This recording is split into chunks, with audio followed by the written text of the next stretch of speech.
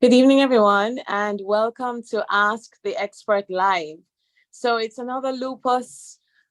It's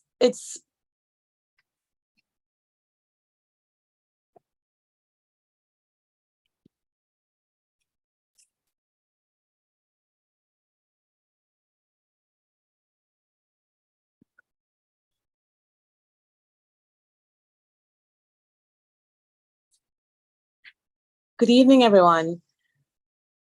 It's Ask the Expert Live, and it's another Lupus Awareness Month for 2023. And it is my pleasure to host another Ask the Expert Live. We do apologize for the late start and having just a few technical issues here. But nonetheless, please call your friends, call your family, call everyone who will truly benefit from this opportunity to ask a world-class expert all your questions on lupus. And the theme is lupus and the heart, lupus and the heart. And we know the importance of cardiovascular disease in the context of causes of death. And we know of the high burden that we do have in our population being of African descent. So we know that this is a very important topic. So we are live on Facebook and on YouTube. And so please do call everyone out to join in this opportunity to just have your questions answered and just be enlightened. We know that knowledge is power. And this is a partnership, Lupus. The theme loop, you, me, us, together, stronger. We're stronger together. So we want to thank Dr. Karen Costenbader for her partnership with the Lupus Foundation of Jamaica to do this this year's Ask the Expert Live. And I'm going to tell you a little bit about her.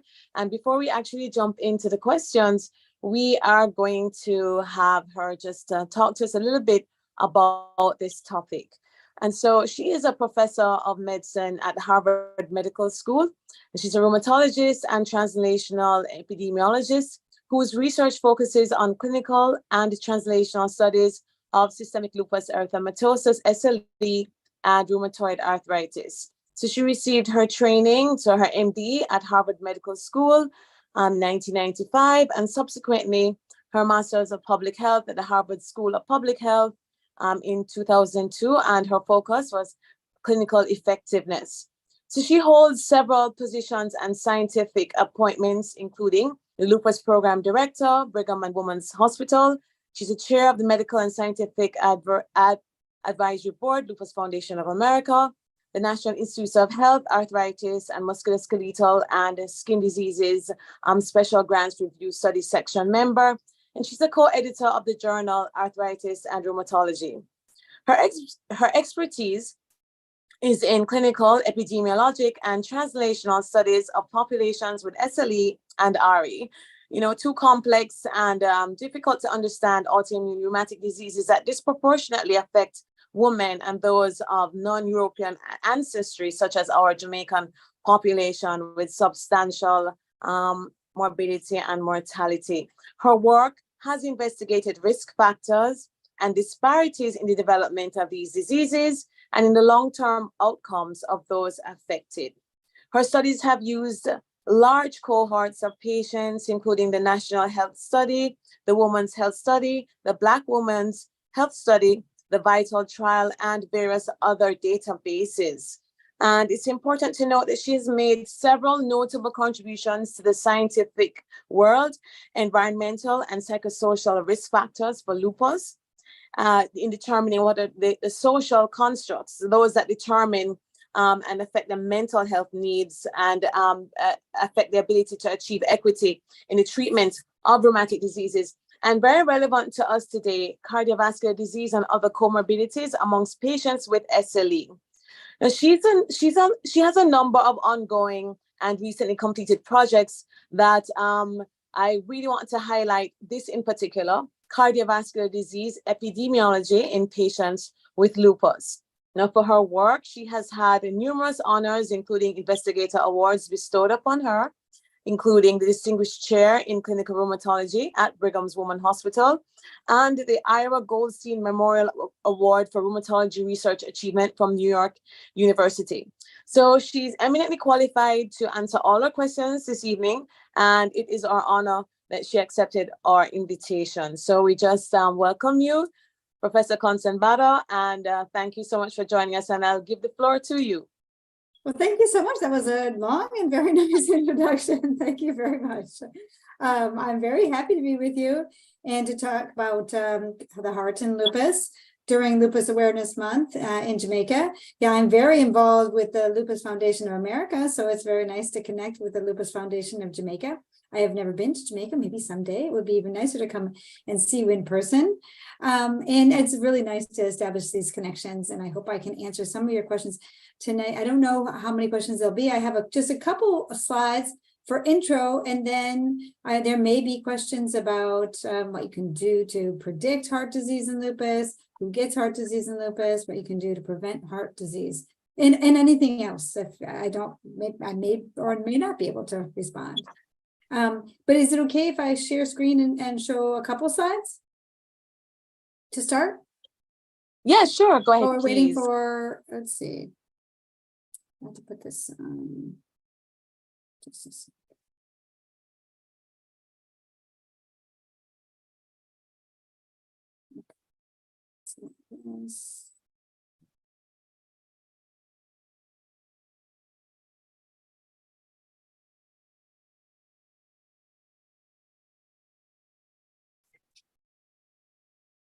Okay, so heart disease or cardiovascular disease and lupus, and I really just have a couple slides to go through, and then I'm happy to take questions.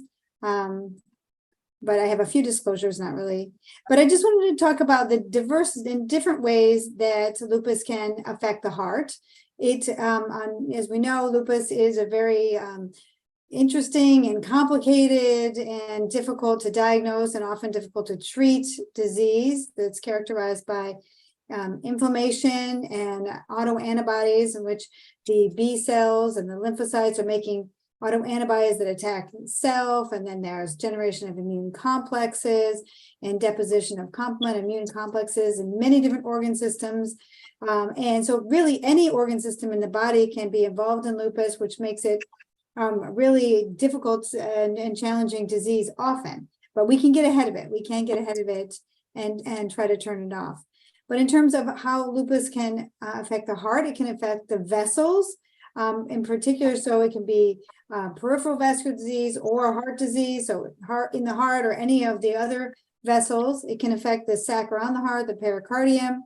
It can affect the heart valves, especially in people who have antiphospholipid antibodies, which is associated with lupus. It can affect the heart muscle tissue, the myocardium, and it can cause electrical disturbances. Often these go together, so the patient could have myopericarditis and electrical activity at the same time. But the most common is really garden variety atherosclerosis, cardiovascular disease that other people have, affecting the vessels, but at a much younger age, unfortunately. So, okay, I think I just went through most of those things. So in terms of the much younger age, there really it is well known that the relative risk compared to general populations for cardiovascular events in lupus patients is much younger. So among asymptomatic patients who were screened, people with lupus who didn't have any chest pain or shortness of breath or other cardiovascular symptoms, patients with lupus had much higher rates of atherosclerosis detected by a CT scan with coronary artery calcification across all age groups. And there's one really important study from a number of years ago, back in 1997, that gets widely quoted, is that, and you can see, compared to women in the Framingham Offspring Study, which is a cohort of women that were followed for many years here in Massachusetts, just people in the community. So they were controls. The risk of heart disease, of MI in particular, myocardial infarction or heart attack, was much higher in every age group. You can see here in every age group from age 15 to 64, the brown bars are the lupus patients, much higher incidence. And then when they calculated that the compared to people who are the controls, age 35 to 44, this higher incidence was 50 times higher. But here, it actually didn't even happen in the community among people who were 15 to 24 and 24 to 34, 25 to 34. And as you know, lupus really, as an intro, predominantly affects women. So these are young women, and young women are protected against heart disease in general, except if you have lupus. It's still, the absolute risk is still low because 6 or 7 times or 50 times or 100 times, 0 is still relatively low, but it does happen. It's the relative risk is much higher. And here at all age groups, the relative risk was much higher. So that's really the take home point, that we have to be aware that there's a high risk. And a lot of this is, well, there's many different types of heart disease. There can be heart disease from blood clots, which is if you did a catheterization, you don't even see a big obstruction. You don't see atherosclerosis.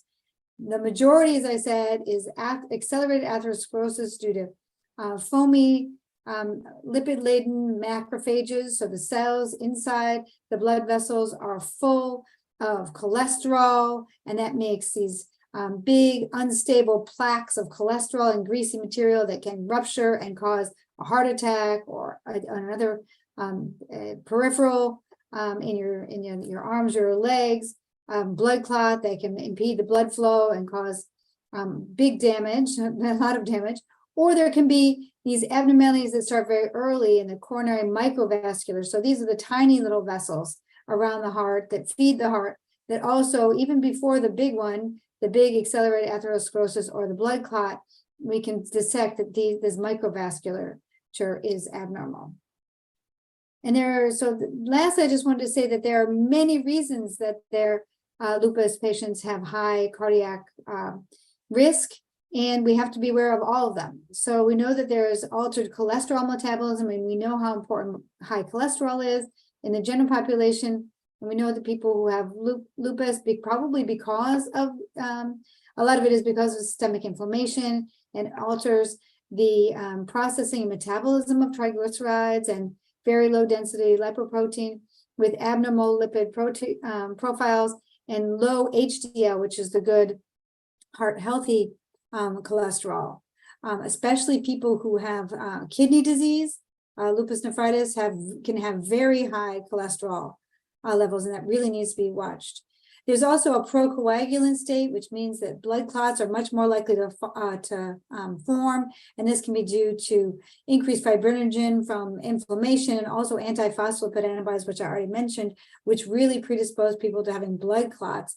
And obviously, with a combination of cholesterol and blood clots, there's also ongoing vessel damage from, as I mentioned, all that inflammation and targeting of self by autoantibodies and complement and immune complexes that then deposit on the vessels, cause a lot of inflammation, and that can even cause inflammation of the vessels, which is called lupus vasculitis, which is luckily rare but very severe, and that can happen in the heart and with a vasculitis of the vessels in the heart, but they can also happen in any blood vessel in the body, in the skin, in the kidneys, in the abdomen.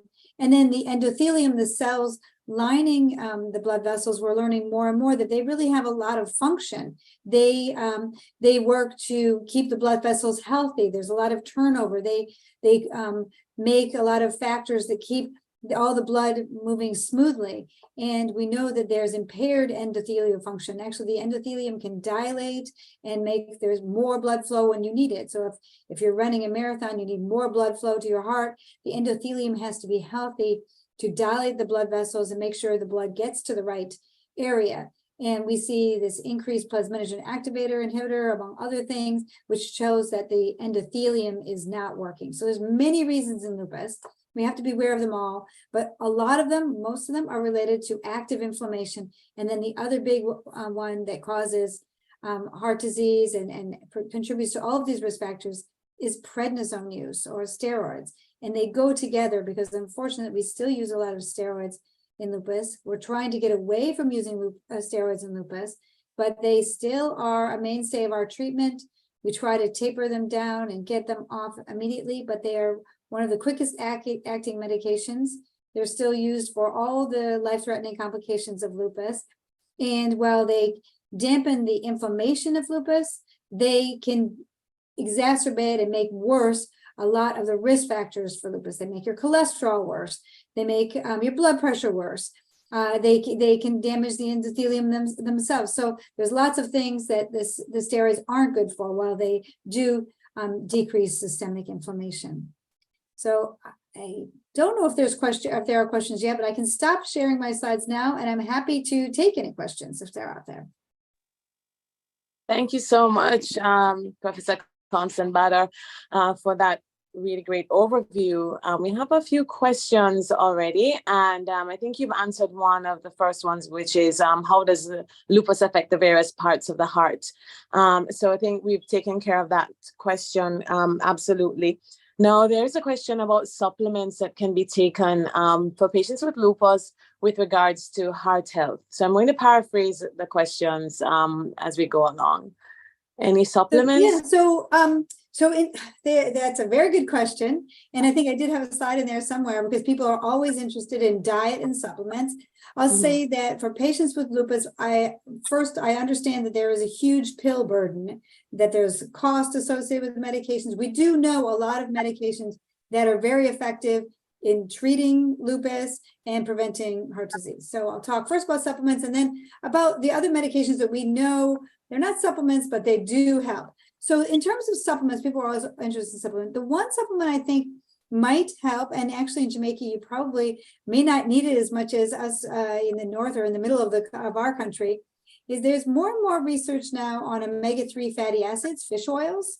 You can also get them in flaxseed oil and other nuts and seeds. So they have anti-inflammatory properties, and they haven't been used very much to treat lupus, because of course we have other things that are stronger that we use to treat lupus, like steroids and immunosuppressants, but they actually have a lot of anti-inflammatory effects. And in high doses, there was a trial called the Reduce It trial of a specific icosapent ethyl kind of ester of fish oil, of a marine fatty acid. It was shown at high doses to reduce the risk of myocardial infarction. So if people want to take a supplement, and many people do, and I actually take fish oils now too, because I'm kind of convinced of this, I think that fish oil supplements are they've been shown to be safe. They reduce triglycerides. So there's one way they work there, if people have high triglycerides and bad cholesterol profile. And they may add to cardiac protection. There's not too much downside. They're pretty safe.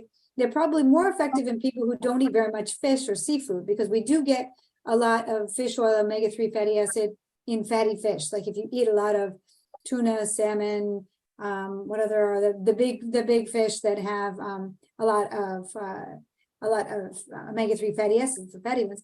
You may not get as much bang for your buck for taking a fish oil supplement, but they haven't been shown to be very risky. They don't interfere with other medications. At very high dose, they can cause an increased bleeding, and you might want to stop them for a procedure, but I think that's more theoretical, especially and there have been trials where it's really, so the Reduce It trial, I think, was 4 grams a day. Other trials have just been 1 gram a day. There's a DHA and EPA. You want to make sure they're sustainable and they're mercury free and they're nice for the ocean and stuff. But that's the only supplement I think is advisable. There are many others there, people will say, and they haven't really been tested. But then in terms of what we do know about medications for preventing heart disease. So in terms of lupus disease, we know you have to get your lupus disease under control. So with or without steroids, hopefully without steroids, because as I said, steroids drive up your blood pressure, your cholesterol, and cause other problems. So if you can get onto a stable immunosuppressant medication regimen without steroids, that's better. And then we know statins, medications to bring down the cholesterol, are very effective. And if you do have high cholesterol, they'll work. There is some debate about whether they work well in lupus patients, but I think they do work for people who have high cholesterol, especially in kidney disease. And then the other medication, well, there are a lot of medications for lupus patients, unfortunately, but there's a class of antihypertensive or blood pressure medications called ACE inhibitors or ARBs, and the data there are very strong that they work very well to prevent protein spilling into the urine when you have kidney disease, but also prevent heart attacks in people who have kidney disease from lupus or just lupus in general. So those are the medications, I think, and then the supplement. But there's a lot to take all of those. Sure. Coenzyme Q10 is another supplement that that we often get questions about, generally in cardiovascular health and in lupus. Any evidence for that? Yeah, there's not really a lot of evidence for CoQ10. I think it was in the vogue for a while. I think it's safe. I think there hasn't been any downside to it.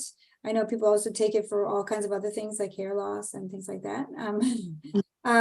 But I don't think there's strong evidence about CoQ10. Omega-3 fatty acids actually have been studied in trials for lupus disease activity and seem to have some activity against lupus as well. I wouldn't recommend just taking a fish oil supplement for your lupus though, but maybe there's some additive benefit. And then in terms of CoQ10, I think it's safe. So. Okay, hydroxychloroquine. Now, all our patients. Did I mention? I should have mentioned hydroxychloroquine. Oh my gosh, sorry about that. Antimalarials for everybody. Yes. Yes, unless contraindicated and great cardiovascular benefit, right? Yes, I don't know how I mentioned. I missed that. Everybody takes hydroxychloroquine who has lupus or even a suspicion of lupus, and yes, it has many benefits. It adds to the pill burden, and people have to stay on it. But yes, so hydroxychloroquine, Plaquenil is disease stabilizing in lupus. So that's great. It's not the strongest medication, but it works after about 3 months and it stays in your system long term and it prevents those flares. And it has proven many other proven benefits, including heart disease prevention. It's a favorable effect on your cholesterol, prevents maybe diabetes. It's good for your kidneys, good for your skin, good for the vessels. So it has, and it's safe in pregnancy and maybe even prevents problems in pregnancy. So it is, yes, it's a wonder drug. And I don't know why I was talking about steroids instead of hydroxychloroquine. Yes. Let's ride the drug wave and talk about another bad guy. So non-steroidal anti-inflammatories. Some patients do have pain associated with their arthritis, and often because you can get NSAIDs, I won't call names, over the counter, there's a perception that it's safe when in fact, there's significant cardiovascular risks associated. Can you tell us a little bit more about our pain that's meds? A very good point. I think you're right about the perception that something over the counter doesn't have any side effects or the same kind of side effects. And unfortunately, there's no free lunch. And these medications do have side effects, especially at high doses. So the non-steroidal anti-inflammatories like ibuprofen and naproxen, they can be used for pain, but they do have significant side effects. So they can cause stomach ulcers and bleeding elsewhere as well. They raise blood pressure. They're very bad for the kidneys. In fact, our kidney doctors, if you've had any involvement, I'm sure yours as well, if you've had any involvement of your kidneys from lupus, really say you can never take a non-steroidal medication again. And they also do raise the risk for heart attacks because they raise blood pressure, but also they may cause thrombosis. Actually, they actually could exacerbate heart attacks and stuff. So yes, we do not, we try to get people to come off them. It's hard. I prescribe a lot of Voltaren gel. I don't know if you can get that. It's here now.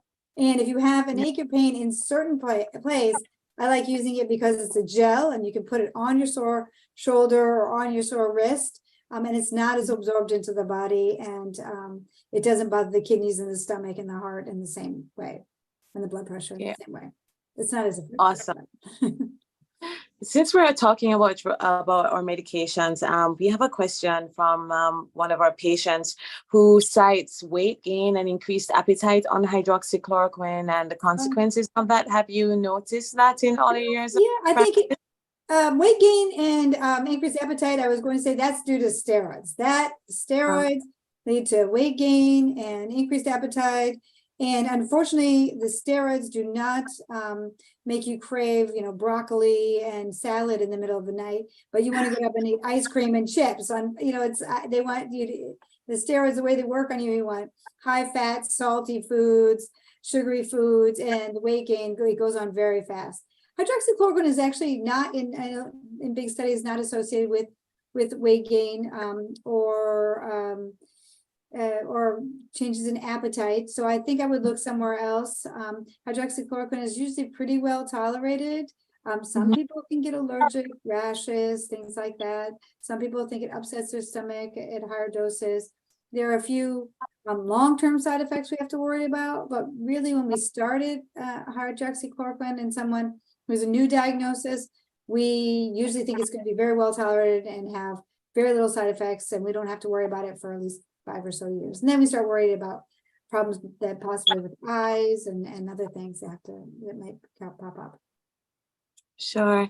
All right. I just want to segue a little bit to talk about symptoms. And thank you so much for really highlighting and reinforcing the importance of hydroxychloroquine. We can't underscore that enough. So we have a question about chest pain, and chest pain can be, as we know, it can be from the gastrointestinal tract, it can be musculoskeletal, but chest pain is always a worrying symptom. And a number of our patients, complain about chest pain. We have to do the workup for that. What is your approach to chest pain? What would you say to our patients with regards to chest pain and the fear that chest pain is cardiovascular? So that's hard, and I think, as I said, even young women with lupus can have heart attacks. So that's a scary thought, and so I think that there are many that are missed, and we have to take it very seriously. And chest pain can be from many different causes, as you said. So chest pain and lupus in particular can be from the heart, but often, unfortunately, women with lupus don't have typical angina like an older man would. They may have an atypical feeling that they don't recognize, and that could be their chest pain equivalent. They may just get sweaty or have a little bit of pressure. We do take chest pain very seriously. So it could be a pulmonary embolism. It could be a blood clot that got to the lungs if there's shortness of breath. It could be the esophagus, as you said, from too many NSAIDs and reflux. It could be anxiety. It could be inflammation around the heart, pericardium. It could be, inflammation of the joints, the costochondral joints. So I think a thorough history, your doctor should be asking you a lot of questions, and then probably, an EKG, a chest X-ray to figure out, and some blood tests maybe to figure out what's going on. If it's chest pain that's there all day, every day for several months, it's probably not a heart attack. If it's just pain that comes on more suddenly and severely, or is like pressured and it's associated with sweating or nausea, or radiates to the neck or to the arm, those kind of pains you have to take very seriously, and get yourself seen. Thank you so much for that. I'm using my phone. Sorry if you're seeing my finger. We have a question from YouTube. One of our viewers: does lupus contribute to weight loss? I think a lot of our patients are acutely aware of the importance of maintaining, a healthy weight, and the association with heart disease and weight gain. But this is a question about weight loss, and I'm just going to throw it out to you in the context of our discussion. There's a question about weight loss and lupus causing weight loss. Yeah, I think rarely in very active lupus, especially if someone's very sick and their appetite is down and there's a lot of inflammation, there can be weight loss. That's not a healthy kind of weight loss, though. You don't want to have weight loss due to active lupus.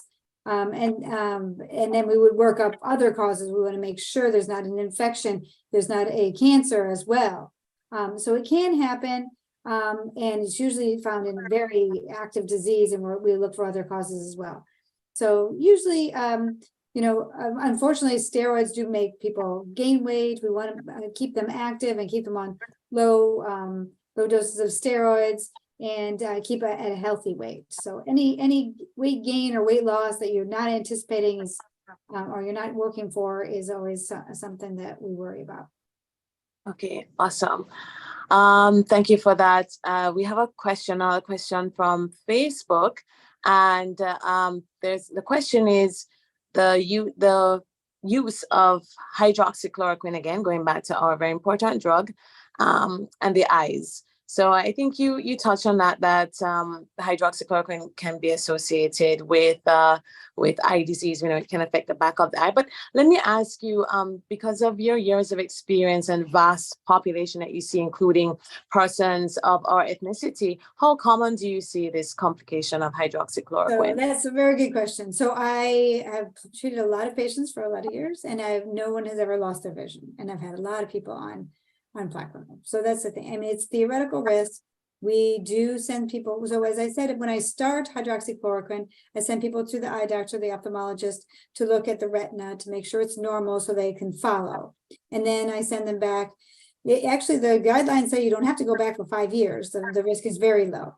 Occasionally, the way that hydroxychloroquine works, it works inside the cell, and it can deposit in the cell. And if it deposits in the cells in the back of the retina, eventually it can cause changes and problems with the retina that could lead to the loss of color vision and then loss of vision. That is extremely rare. I mean, they're probably just case reports in the literature.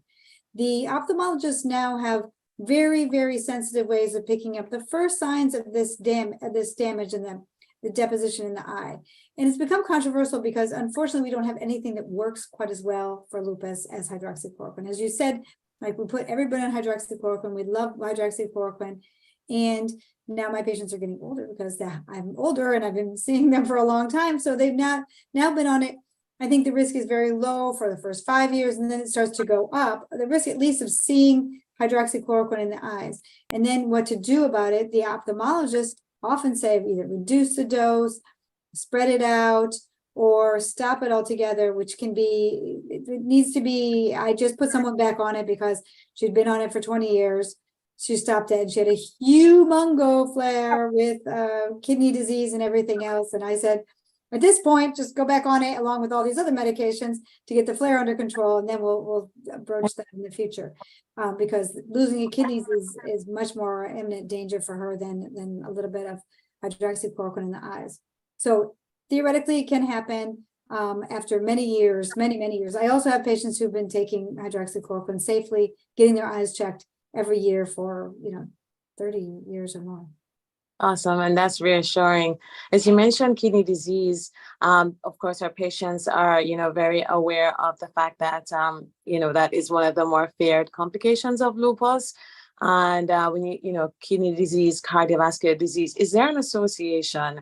And does one increase or having lupus nephritis, so lupus kidney disease, does that increase your risk of having manifestations, cardiac manifestations, or cardiovascular disease? Yeah, of the people who have, so all people with lupus, and especially active lupus, have increased risk of heart disease, and the people with lupus nephritis, kidney disease, are at the highest risk, or among those at the highest risk, in many ways. So kidney disease leads to high blood pressure, which definitely makes heart disease progress faster. Even routine atherosclerosis, having high blood pressure, damages the vessels and leads to propagation of atherosclerosis that can then lead to a heart attack.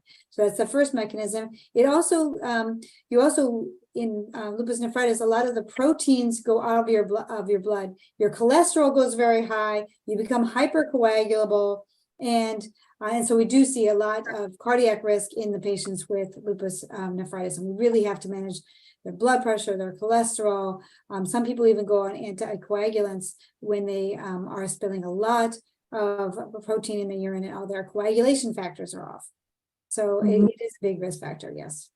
Yeah, thank you so much for that. And just segue from that to talking about diet.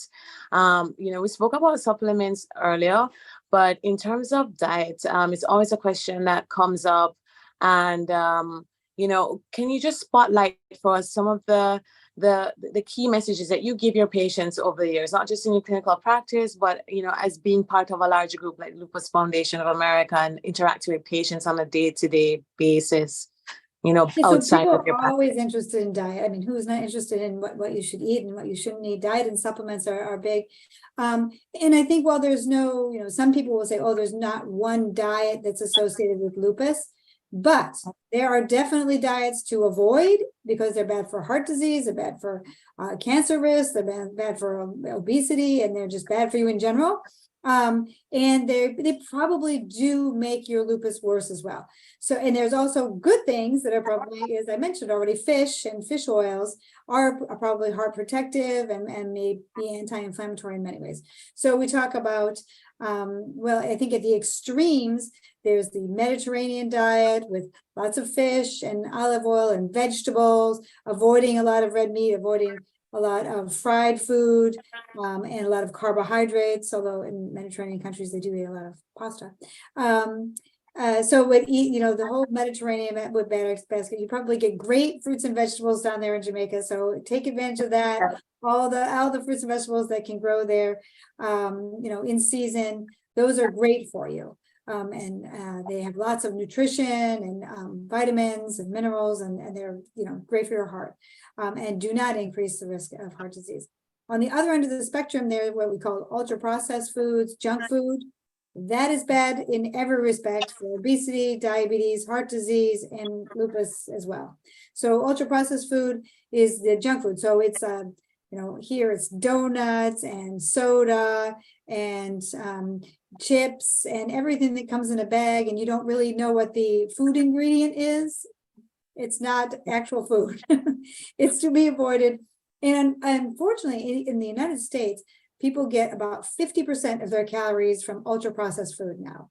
The companies have been pushing it for many years. Unfortunately, our government supplements this, but people eat things that come in cans and bags and boxes from McDonald's and whatnot. It's very disconnected from the actual food ingredients.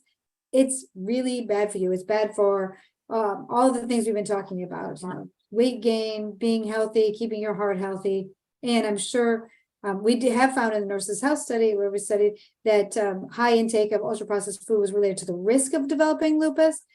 It's very many different mechanisms. Who knows what is in ultra processed food? So eat as healthy as possible. It's expensive though to eat as healthy as possible often.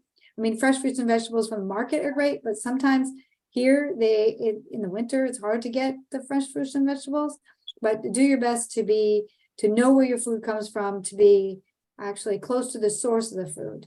I think if it's very processed and it comes in a bag that says Cheetos, then that's not real food. It's not good for your heart either. Thank you very much. Our nephrologist, who's very active in our foundation, Dr. Raquel Lowe Jones, is asking a question about NSAIDs again. Just to go back to talking about drugs and precipitating heart failure in patients with lupus. Have you seen that? And how often do you see it? And is it more common in the lupus population than in those without lupus? Well, I think that in terms of non-steroidals like ibuprofen again, precipitating heart failure, they could do it by a couple mechanisms, and they do it in the general population. And people with lupus may be more prone to it because they drive up blood pressure, as we were saying. They increase blood volume. They adversely affect the kidneys. So if the kidneys aren't working again, there's the relationship between the kidneys and the heart. If the blood pressure goes very high, then the heart has to pump against that very high blood pressure, and it can start to fail. The volume goes up. If the non-steroidals are affecting the kidneys, it's a vicious circle. The blood volume goes up. Again, non-steroidals can definitely affect both the heart and the kidneys, and probably in lupus patients because they are prone to damage to both kidneys and the heart. Yeah.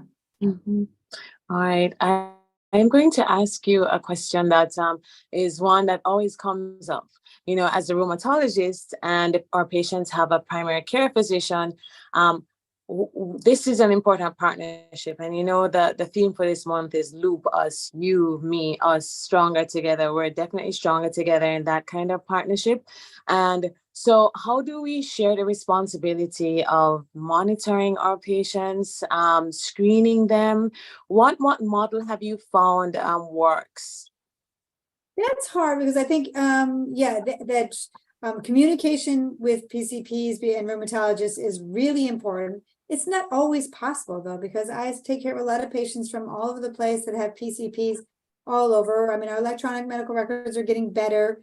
I always try to send notes to the PCP. If I know the PCP, then that works really well. But often I don't, and they're far away, etc. And I'm recommending all kinds of things. I do take care of a lot of things myself. I do start cholesterol medications. I do start blood pressure medications. I do recommend all the vaccines and do a lot of primary care myself sometimes, because I think I see patients more frequently than their PCPs. It depends on the relationship. But one key I'd say is really empowering the patient and making sure they understand. So even though I may not be doing the primary care, I review the primary care things with my patients all the time. Like, are you up to date on not necessarily heart things, but have you had your cancer screening? Have you had your vaccines? When is the last time you had a skin check? We go over all of those things. And then, talk to your PCP about your blood pressure.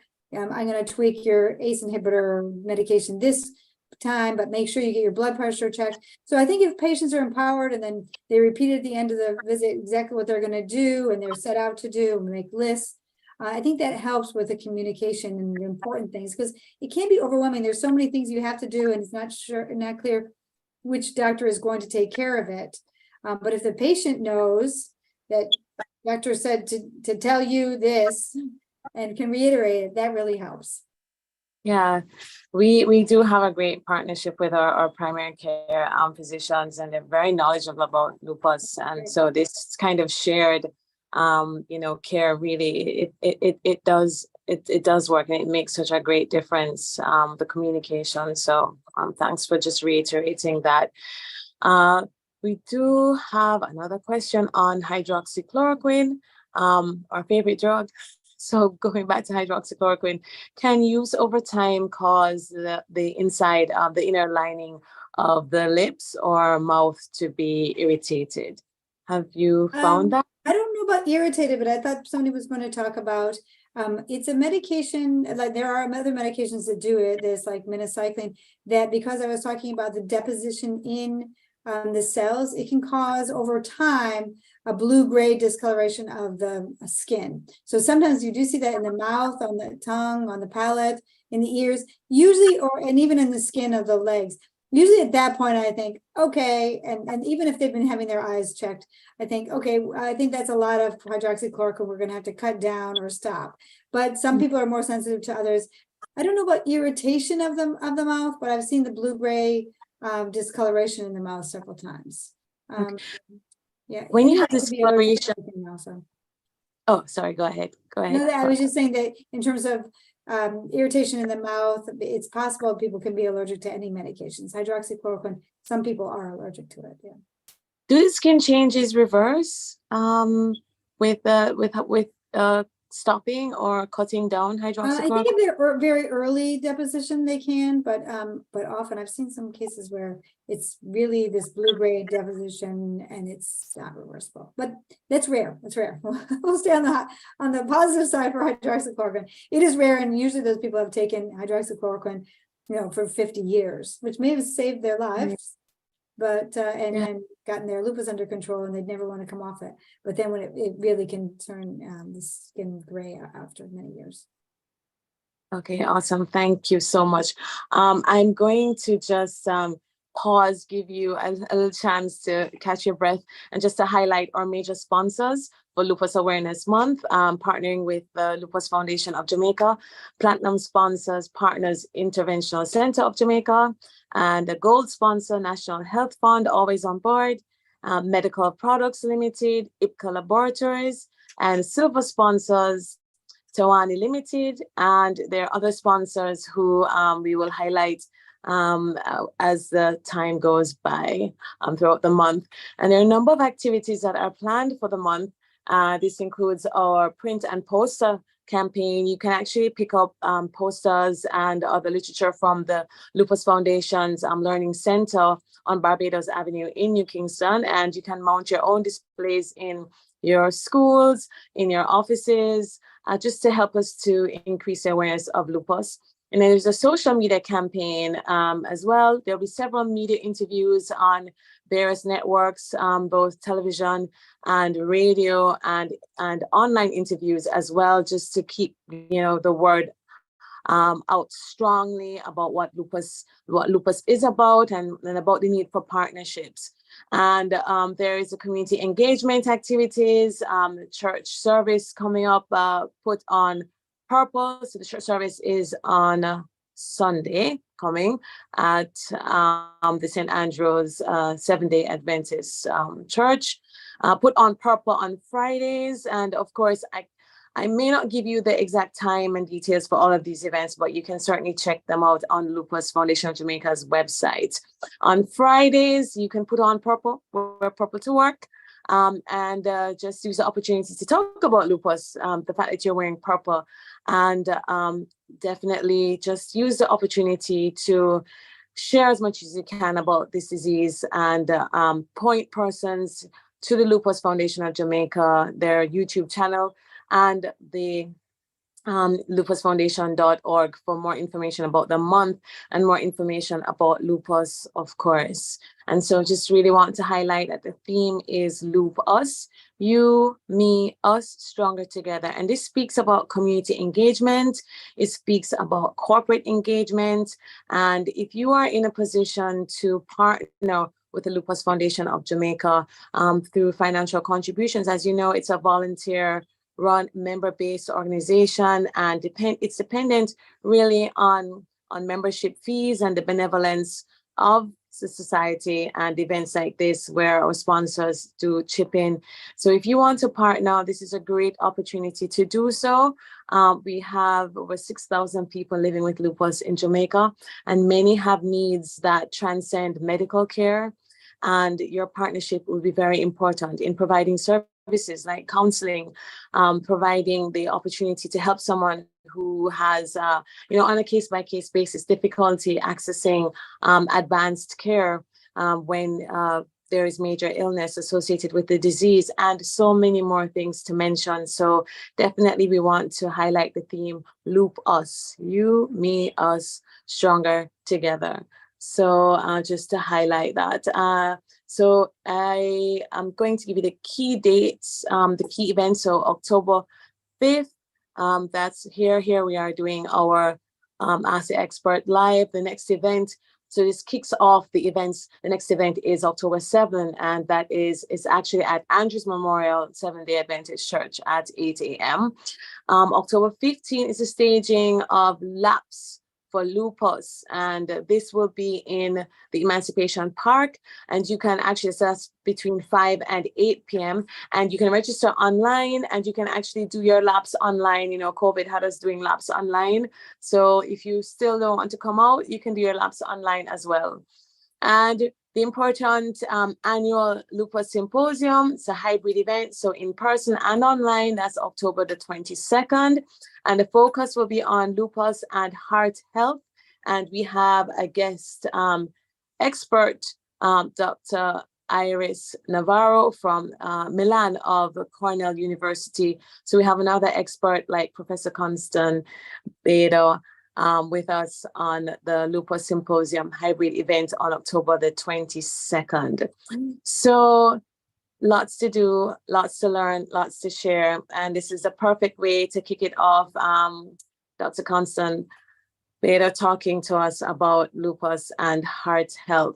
So we just really want to thank her so much for taking the time out of her busy schedule and preparing slides for us so we could get a broad overview of lupus and the heart. And thank her so much for answering our questions so graciously with so much enthusiasm.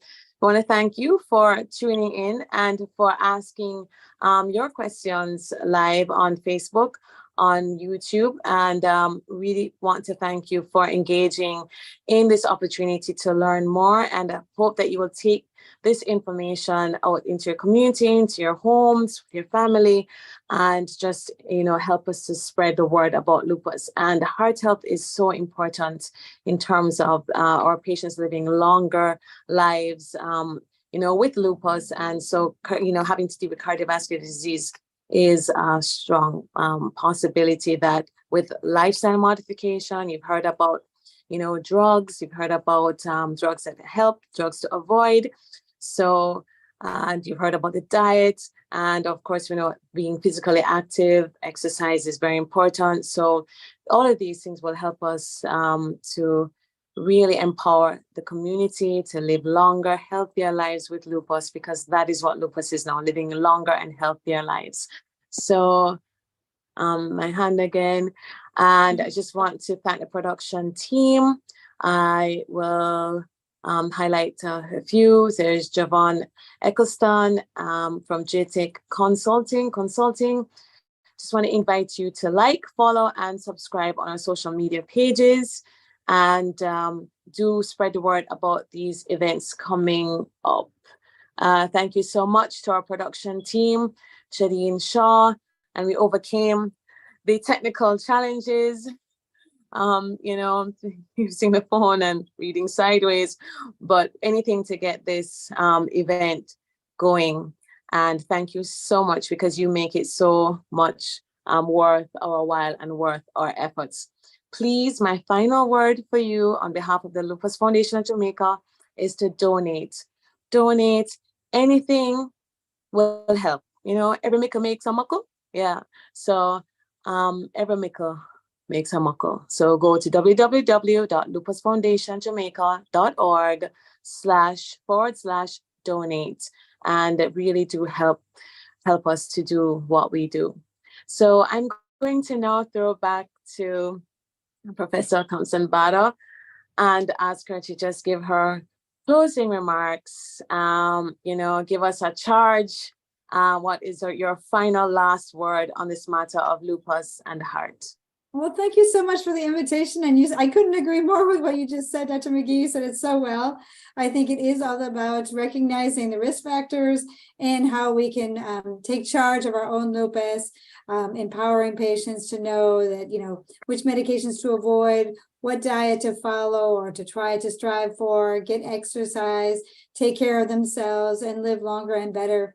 And I'm really impressed with all of the things that you're doing at Lupus Foundation of Jamaica and all the events you're putting on, and what a great organization you have, and really grassroots getting all of those patients across Jamaica involved and all their families and loved ones. I'm taking away a very positive experience from this group. Thank you very much for inviting me.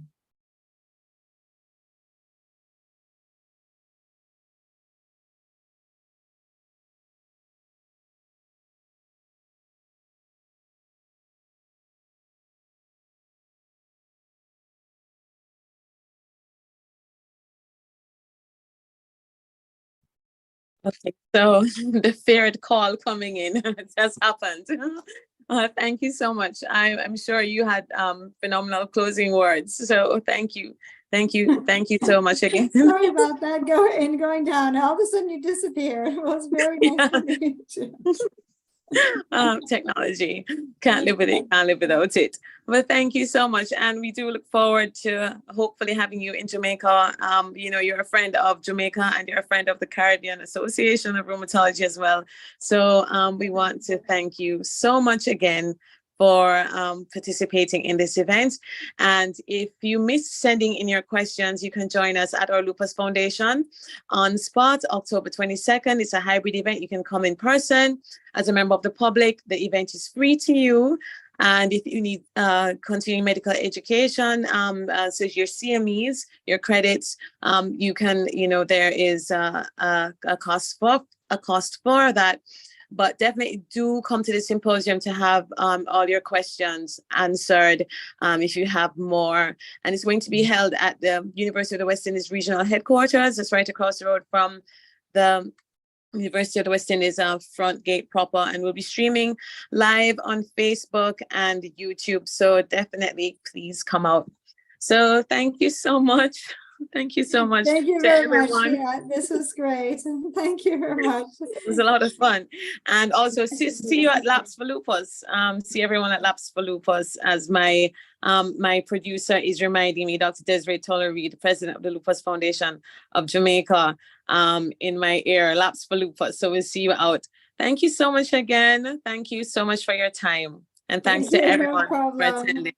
Thank you. Nice to see all of you and be with you. Right. Take care. Bye-bye. Take care. Bye-bye. Bye, everyone.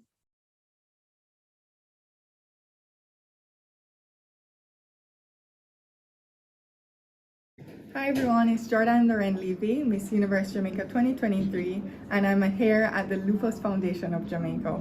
And it's very special to be here because it's Lupus Awareness Month. We all need to be aware of our lupus warriors and be aware that this is something we need to all be together on. Community is how we push past anything in life. So you, me, us, lupus together,